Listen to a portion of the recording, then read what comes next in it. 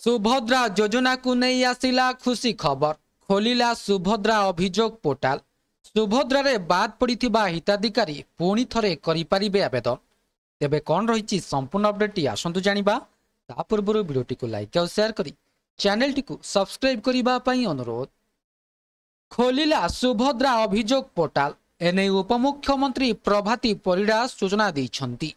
बाद पड़िथिबा हिताधिकारी पोर्टाल रे अभियोग करि परिबे। एहा सह आउ थरे सामिल पई मध्य आवेदन करि परिबे।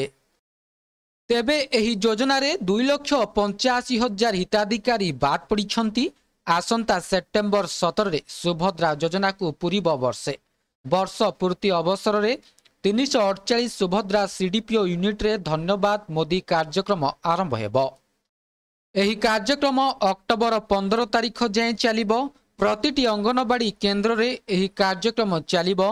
सुभद्रा अभियोग पोर्टाल जरिया रे हिताधिकारी विभाग सहित जोगाजोग करि परिबे। सेमानक समस्त अभियोग रो जवाब रखिबो विभाग। सुभद्रा योजना नहीं लोके अनेक अभियोग करुथिले भी एहार उत्तर पाई पारु नथिले। एबे सब अभियोग रो उत्तर रखिबे विभागीय अधिकारी।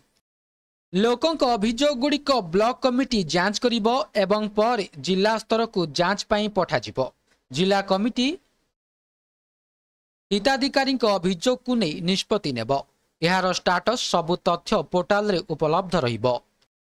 सुभद्रा योजना रु हिताधिकारी काहींकी बाद पड़िले कारण कौन आगकू सेमाने कौन कले सामिल होई परिबे एही सबु प्रश्नर उत्तर पोर्टाल रे पाई परिबे हिताधिकारी।